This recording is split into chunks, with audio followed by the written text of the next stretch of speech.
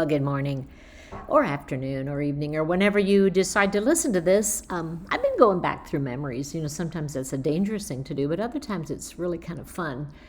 And actually, it was spawned by the fact that I walked by the garage and I saw my scrap bucket. Now, my scrap bucket is a 5-gallon pail with a funny lid on it, and when that gets full, we just keep adding 5-quart pails to it. And that reminded me of one of the neatest stories that I ever told and wrote, and I want to share it with you today.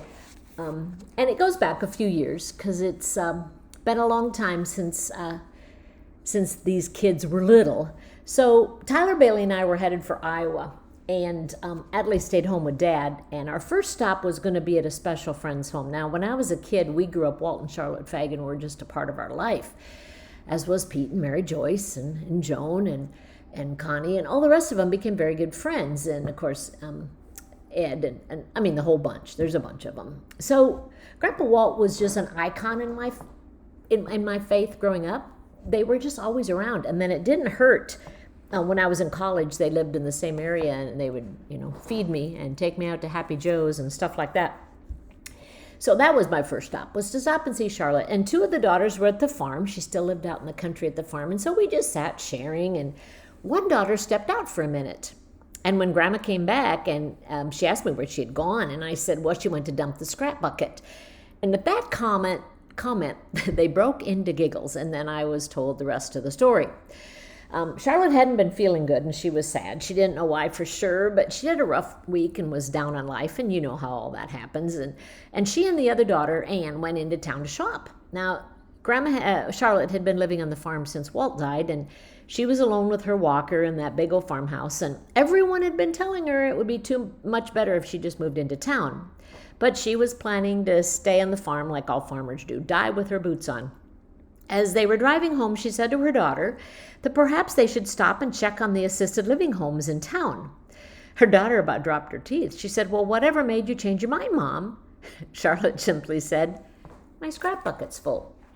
Beside her sink was a 5-quart pail that she put her scraps in, very similar to what we use. It was almost impossible for her to carry the scrap bucket, move the walker out of the house over the rough ground to where she would throw the scraps over the fence. Her scrap bucket was full, and combined with a bad week, it seemed like all she could take. Of course, once they both realized how foolish it sounded, they laughed so hard they almost had to pull alongside the road. There's a lesson in that. We all have scrap buckets, and they all get full. The secret to living fulfilled lives is how we choose to empty the scrap bucket. For Charlotte, it was someone stopping to check on her, someone to make sure the car was running like it should. Her daughter and son-in-law had come to remodel the steps to make it easier to get out of the door with the walker, and then the other daughter got the lesser glorious job of dumping the scrap bucket. And yet it's the little things in life, like scrap buckets, that often seem what are so important. Galatians 6:2 says, carry each other's burdens, and in this way you will fulfill the law of Christ. I look around me at people I see, and I wonder, how full are their scrap buckets? Then I think, are they going to care about if my scrap bucket is full? We do get busy in life, and we forget the important things are each other. Now, I walked into church, and someone smiles at me, and they says, hi, how are you? It's a standard greeting. And I kind of wonder, do they really want to know? Are they seeing if my scrap bucket needs emptying? Do we really care about each other enough to pick up the garbage from another's life and dump it over the fence for them? Do we love each other enough to dump the scrap bucket? That story from many years ago has stayed in my heart, and it really makes me think, how can I dump the scrap buckets of my friends? What can I do to make someone else's load lighter? When your scrap bucket is full, like Charlotte, the rest of the world seems impossible. And it's such a simple gift of love, just something so simple as dumping a scrap bucket. It's also such an easy example of carrying each other's burdens. Christ wanted us to do little things for each other. Just like washing the disciples' feet, Jesus wanted to show us that it's the simple ways of serving others that really do reflect his love. We kept some friends' kids for a while. We dumped their scrap bucket. We helped somebody move. We dumped a scrap bucket. Somebody left a pretty flower at my house. Oh, they dumped my scrap bucket. My friend's husband's having problems, and so I called and just let her talk.